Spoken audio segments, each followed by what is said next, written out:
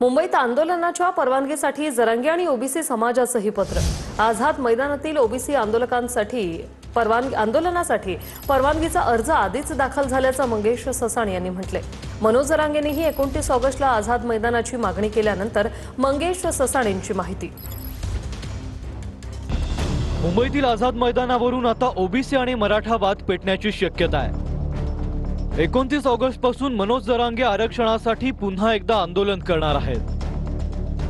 या आंदोलनासाठी जरांगेंकडून मुंबईतील आझाद मैदानाची मागणी करण्यात आल्याची माहिती आता सूत्रांनी दिली आहे। दुसरीकडे 28 ऑगस्टला होणाऱ्या ओबीसी आंदोलनासाठी सुद्धा याच आझाद मैदानाची मागणी करण्यात आली आहे।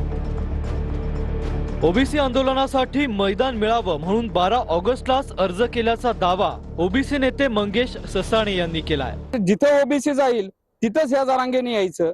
आमचं ह्या प्रशासनाला विनंती आहे, फर्स्ट कम फर्स्ट सर्व या बेसिसवर प्राधान्यक्रमाने तुम्ही ही परवानगी दिली पाहिजे। आम्ही सगळ्या अटी नियम पाळण्याची आमची तयारी आहे। आम्हाला परवानगी जर नाही दिली आणि त्यांना जर दिली तर आम्ही इथं आझाद मैदानावर येऊन एन केन मार्गाने कुठनंही येऊ। मग लॉ अँड ऑर्डरची काय सिच्युएशन झाली तर त्याला जबाबदार सर्वस्वी हे प्रशासन असेल।